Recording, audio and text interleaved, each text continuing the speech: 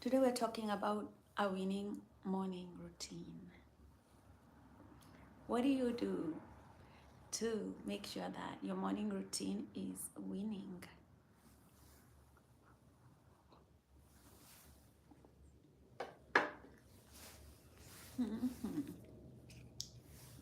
So, where does this go back? This goes back here.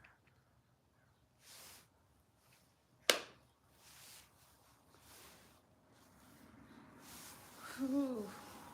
Cold morning.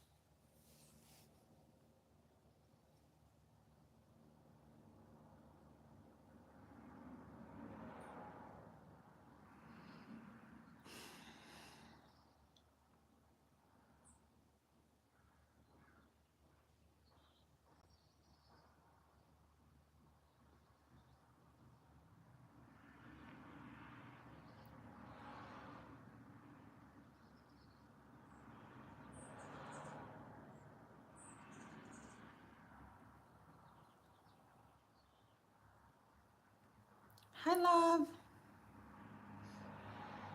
I just closed my eyes and it felt so good, and I just kept closing them. That's what happened. Because I'm taking some tea and I just, mm, you know how tea makes you like close your eyes and relax? So I just did that and I just kind of felt like just staying like that.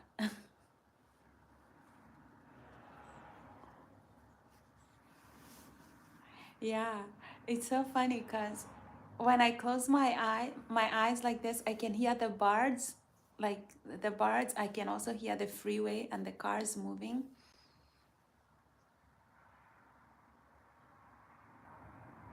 Like all the little noises that you're not used to, you start feeling them.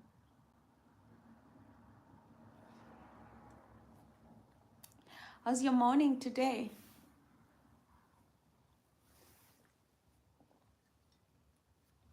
How's Arkansas?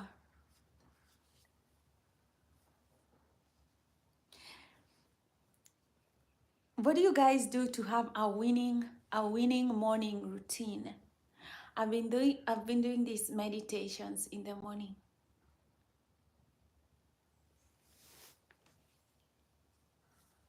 How's the weather? Is it sunny? It's a little sunny outside. Let me show you. My door is open. It's kind of sunny outside. Um, a little bit. Yeah, but I'm pretty sure it's still very cold. Hi, Josh.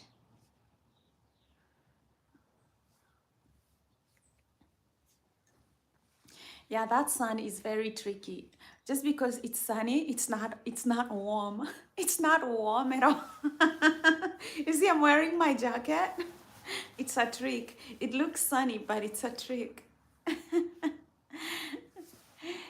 Hey, Josh. What state are you in? And how's the weather? We just started this live stream. 60 is not that bad for winter.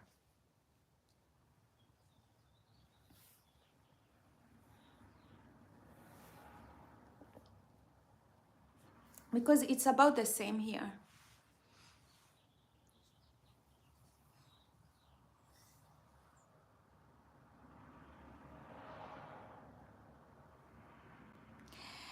So today I woke up and I started working on my video. So The video that I'm working on is affirmations for dark skin, and I precisely did this one. My Instagram is pretty the same. I'm not very active on my Instagram though. Yeah, so I'm doing affirmations for dark skin because a lot of people with dark complexion face a lot of prejudice of colorism. So I'm just doing I was actually just doing a video, like editing affirmations for beautiful skin. And if you guys need something like something to change your mindset on and you need affirmations, hi Eric, morning. If you need affirmations for anything and you want me to create affirmations for you, let me know. I'll look into that topic and look at thoughts that you can use, and then I'll create affirmations for you. Hi Eric. Eric is here, Dodge is here, Josh, Crip Blue. Crip Blue, this is the first time that I have seen you here on this channel. Where you joining from? What state are you from? We have a wonderful community here. We have like the same old crowd over and over, which is nice. It's our little community, and you're welcome. Hit that subscribe button. We are positive here. Yeah, we are positive mindset, growth mindset, everything. Yeah.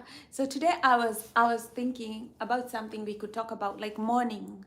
What makes you can answer here with, what makes you feel excited about your morning, about the day? Because getting excited about the day is a really, I think, the best way to have positive psychology.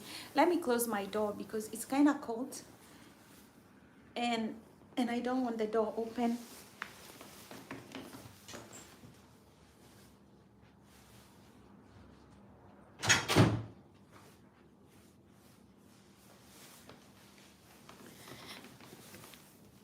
So yeah, Eric, Dodge, let us know. Kribu, let us know.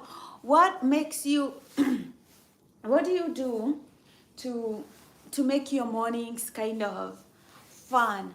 I know for myself,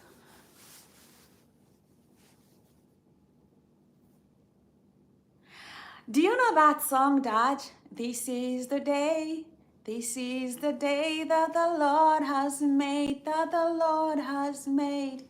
I will rejoice and be glad in it. We used to sing that song every day at school, almost every day when I was in primary school. And you know how you sing a song so many times that it becomes kind of boring? So somebody would just go like, this is the day. This is the day. Like, and I'm like, who will be like, this is the, but it's really nice to have that mindset that this is the day that the Lord has made, For me, I do like when I know that I had like some leftover food, and I know that in the morning when I'm like wake up with low energy, that I don't have to think about what I'm going to eat, that they are still left over. That can actually get me excited to get out of the bed, like, I can eat something. Like, I know that's crazy, but hey, that gets me out of bed. But also doing positive affirmations in the morning for a beautiful day, that can also like help me get me out of bed, kind of like, oh, like, I have a beautiful day ahead. This day is a gift. So when I was working, they did this test.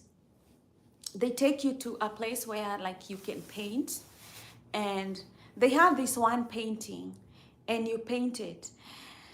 And some people either paint the sunset or they paint the sunrise. And people who paint sunrise are usually more optimistic than the people who paint the sunset. And that is kind of like one way they test whether somebody is depressed and whether somebody is happy in life. The ability to be joyful for the next morning, when you're looking forward for the next morning.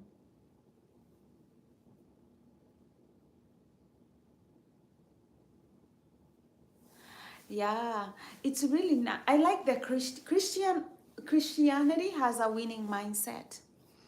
I like the winning mindset that comes with Christianity. And the kind of like the little nuggets of wisdom that you get. For example, I don't know if you guys have heard this scandal about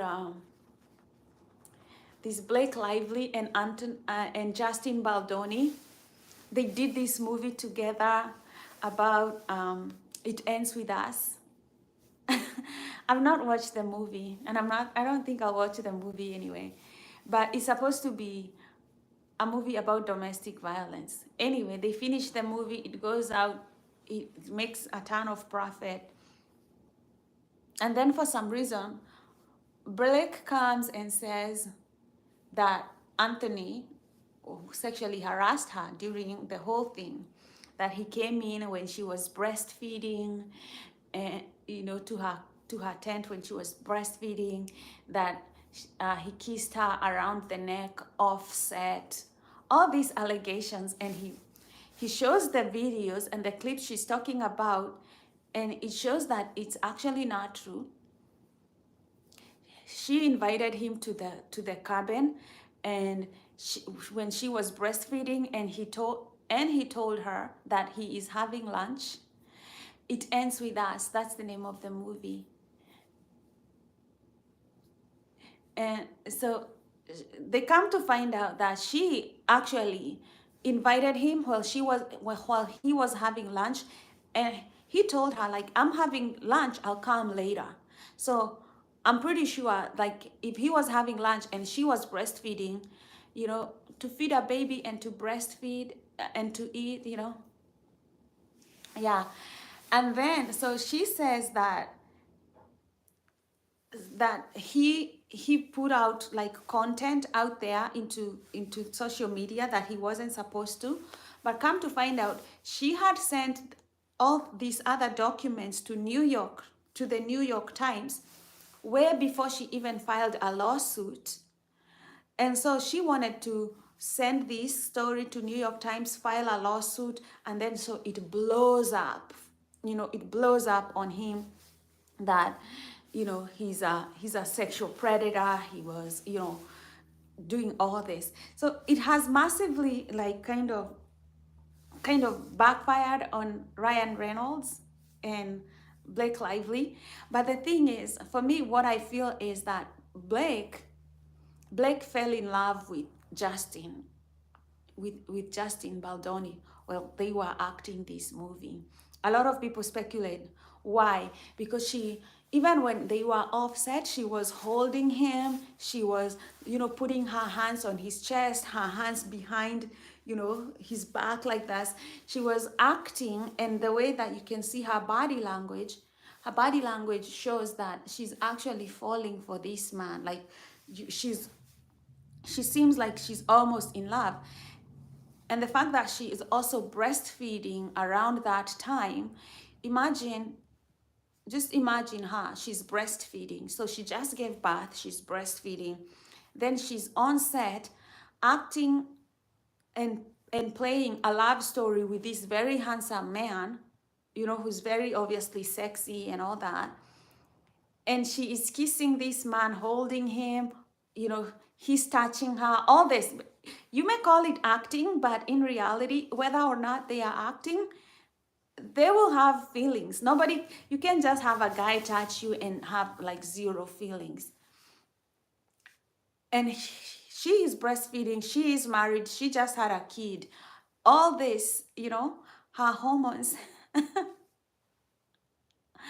Yeah, you can ask me. I'll gauge if it's a question that I can answer or not, but ask.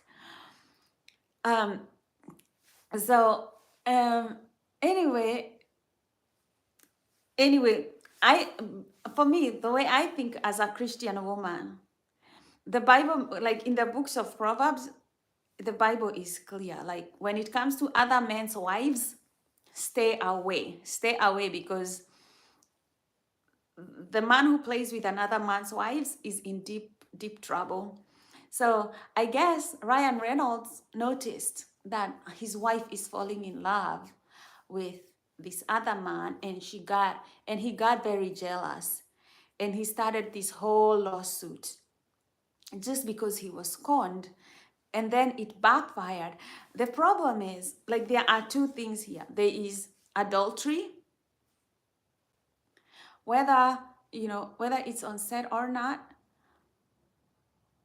and then second, okay, I'll let you know. There is adultery here, and then there is accusing another man falsely. So this scandal has two things, you know, because in the Bible, adultery is just what it is, stay away from another man's wife. So Justin Baldoni, even if he was just doing his job, he was also touching in the job description. He was touching another man's wife, and she fell in love with him, and so it became a problem. So adultery, there is an element of adultery in that whole thing. And then they started accusing Justin Baldoni of a crime he hasn't done, like sexual harassment, all this. He didn't do that. So now there is, accusing another man falsely. Two things on this scandal that God hates: committing adultery and accusing another man falsely. And that, I think,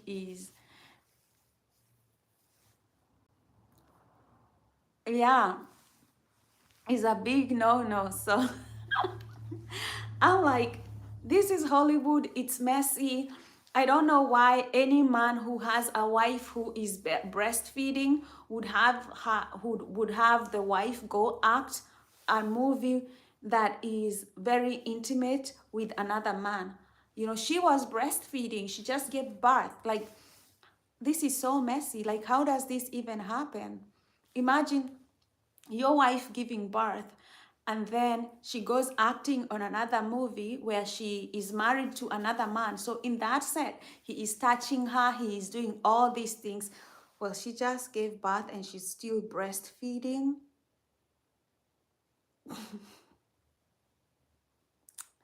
Hollywood. Hollywood is the capital of Satan. Okay. Anyway, you asked me, like, uh, what a couple things women wished their men knew. That is difficult to tell, because every woman is different. Every woman has different goals. Like, I don't know. It all depends on the woman. Some women are very open, and some women are very quiet about what they want. So if you get a very young, shy woman, or from a very conservative culture, she may not be able to say some things, but if you get a woman from an open culture, she'll just be very open. She'll be an open book. She'll be like, I don't like this, I don't like that, I want this. But I think generally all women like a man who is generous and kind, and somebody who is I guess a lot of women get frustrated when a man doesn't have agency. Like, you walk into the house, the baby is crying, there are dishes on the table, like on the sink, the house is a mess. You can't just go there and sit and start watching your favorite game. Like, a lot of women will be like, jump into action, spring into moving, right? Like just having that sense of agency, like telling yourself. I had I had a woman who divorced her husband because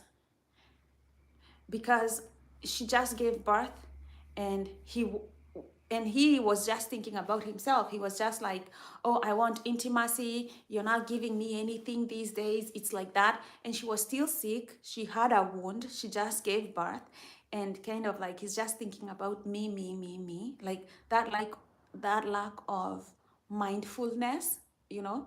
She just was like, I cannot live in my life with somebody who is this level of selfishness, you know. Like, I'm sick, I'm the one who needs help. I just gave birth to a baby. Instead of being happy that you have a new son, you have a new addition in your family, you're just thinking about you know, like himself. So she was very mad. Like, I think those are the kind of things that women are like, they just don't like selfish men. Women don't like selfish men. I think that is like the biggest. Uh, so selfishness, lack of mindfulness, not having agency. Yeah, I think a lot of women. I think probably the reason I'm not married is because I'm also a little bit selfish. So I would not. It would not go well with me if somebody came home and there was a lot of things to do, and they were just demanding like intimacy, and they were not helping or doing the same thing. Like, a lot of women are okay with that. I'm not. Dad is saying divorce is not an opinion for my wife and I. Oh yes, we still fight, but we are quick to forgive each other. Yeah.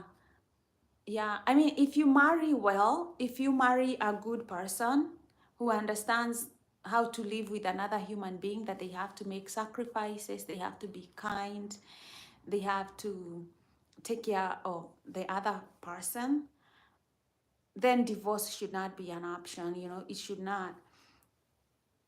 For me, I would say, you know, like the Bible is clear, like a man should always love his wife, right? Like, if a man is not loving, in my part, there is no need to live with that person. If somebody is calling you out of your name, if somebody is hitting you, if somebody is not being mindful, like, I personally cannot live that existence because I'd rather die. So I would rather divorce in that case. Like, no way.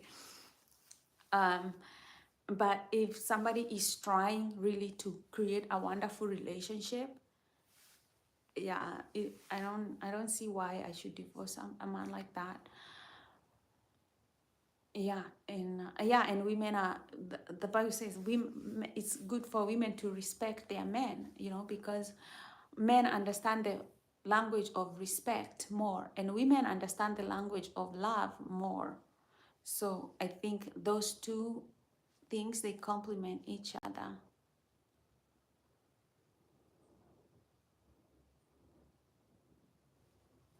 Oh, you did you say you are 34 years married, and when we are talking about love language, it reminds you of something. What did it remind you of?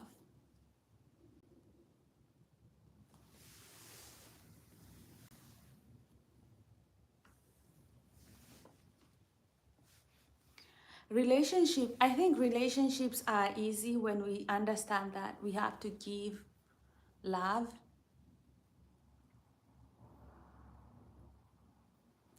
And I like the fact that you say that divorce is not an option. That so nobody is living on that relationship on eggshells.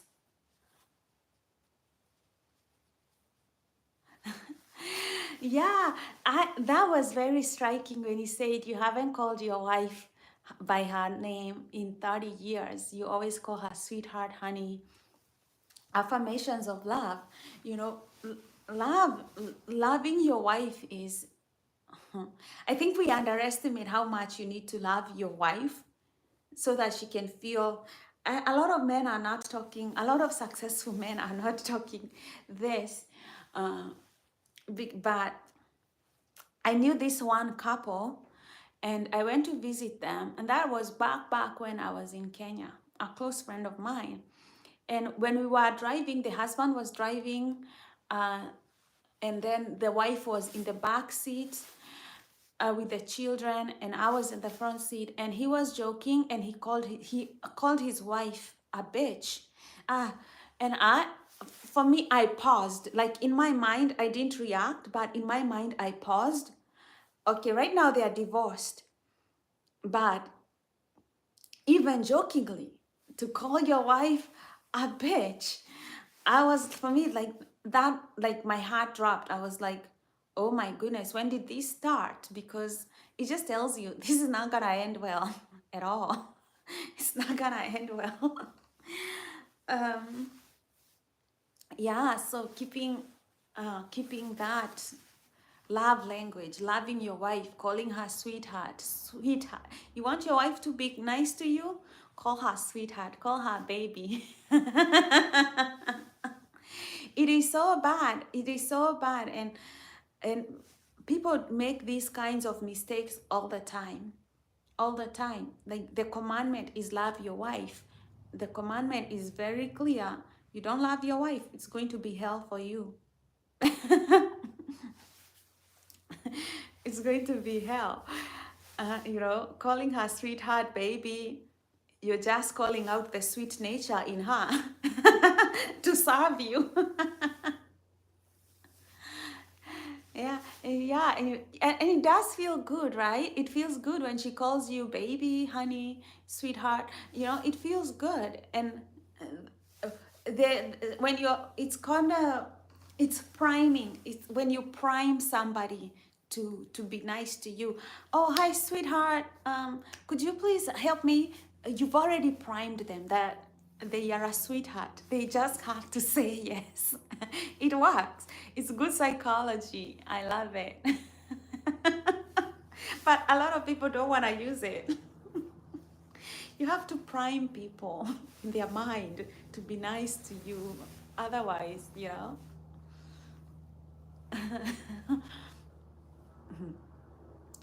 you call her a bitch. She's going to prove you right. She's going to be like, oh, I'm a bitch. You wait and see.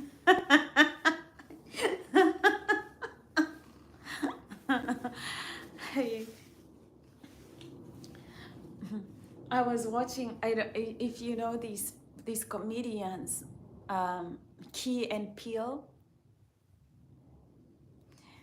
Uh, Key and Peele. They have this one one one comedy show where they are pretending that they use the B word on their wives. So these two men, they are on the corner and they're like, my wife, their wives are not there. My wife, I call her the B word every time, right? And then the wives comes in and then they freeze. Hi, they're so nice. Hi, honey. And then after she goes, they're like, I told her, you bitch. I told her. But then she comes in and she's like, they're like, oh, clearly they don't say that. I know.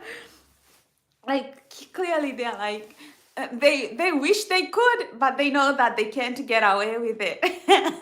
They just don't. They just know that it's not going to end well. I found that funny. But and it's comedy, but it goes to show, like, comedy is kind of like a reflection on real life. You may not be always be happy all the time with the person that you're with. Maybe there are things that you disagree, things that they don't like. And as tempting as it is to say something in that heat of the moment, it's just not wise to do that. It might come to bite the whole relationship.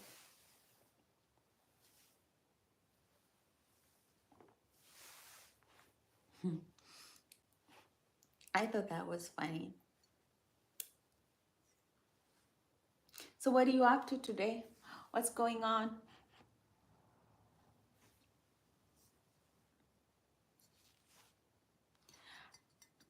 I started this live stream a little bit late. It was like 10, almost 10.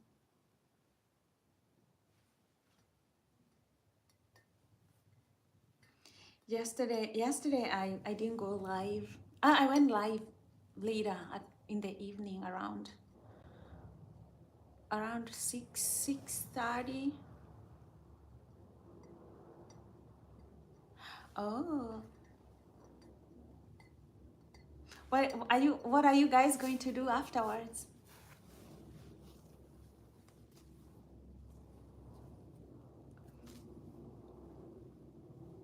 What time is it in Arkansas?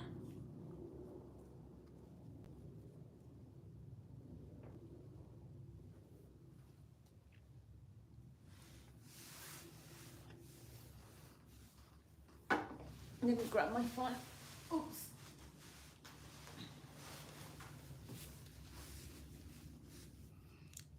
And then, so did women like gifts and surprises? I think, 12:40, okay. Women also love surprises and gifts. You know, like if you figure out she has like a beautiful, nice pair of shoes, and you kind of find a bag that matches, like a hand clutch that matches like her favorite, like shoes, you know, or small gifts like some nice earrings. If you find like small earrings, small little gifts, and you give a woman, that just says, I was thinking about you, I love you. Like you make them feel special. I guess like most women want to feel that I chose this man to be with him for the rest of my life, and he goes beyond, above and beyond, to make me feel loved and appreciated and cherished. Like nobody, everybody wants to feel seen and cherished, and like you see them, you see them, you appreciate their good qualities, the things that they do. Women do a lot of things for men, whether it's helping them with their schedule, helping them with the kids, all that. And I think for me, I would want somebody to appreciate it, to appreciate it, small little gifts.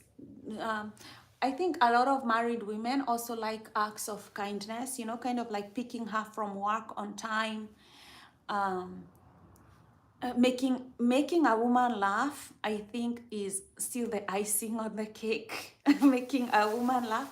No woman is going to divorce a man who makes her happy, and bringing laughter to somebody's life is the best medicine.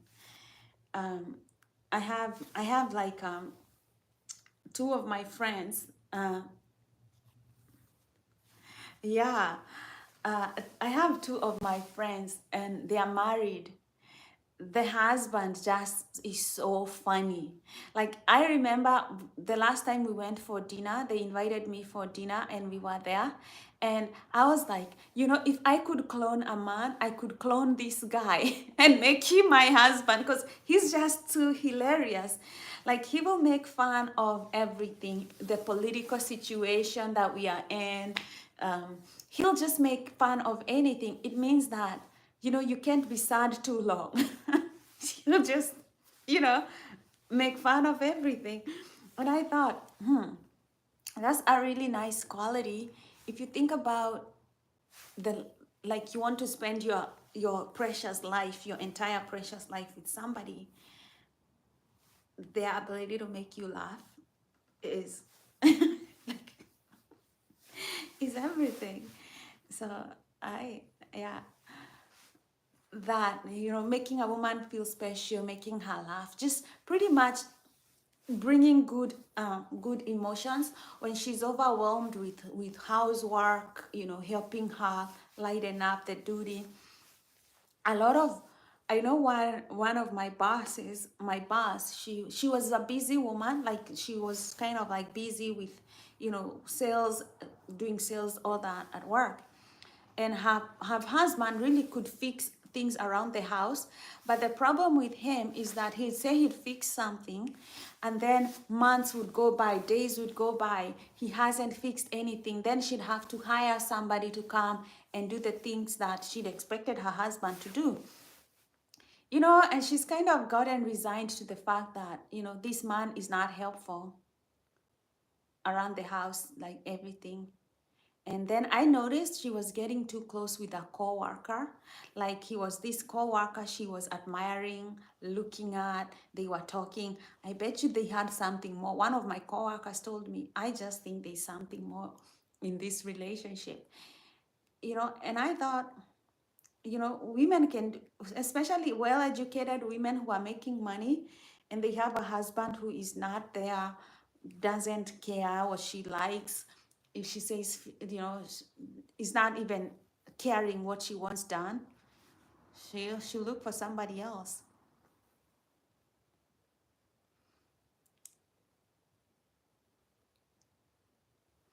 Oh, I like that. I like these are nice words. Like you won't be single very long, carrying someone, some great young man is gonna sweep you off your feet. You will see. And when that time comes, I'm gonna say, I told you so. You told me so. Well, amen to that. Amen to that. That's a Marriage is such a huge decision, like, but I have seen relationships that work so beautifully that I'm like, wow. I have had, yeah, like my friend, they have such a great relationship, such an amazing relationship that I'm like, wow. They travel together, they invite me, and I think half of the time that we are having dinner, we are laughing. I'm not kidding. Like half of the time, it's like we are just laughing, goofing off. And I'm like, this is a nice, wonderful relationship. I have to go. You're gonna, oh, don't want you be late for your love. Yeah, it's nice seeing you. So let's chat another time. I think I'll end this live chat right now. And then let's chat another time. Love, love. Take care.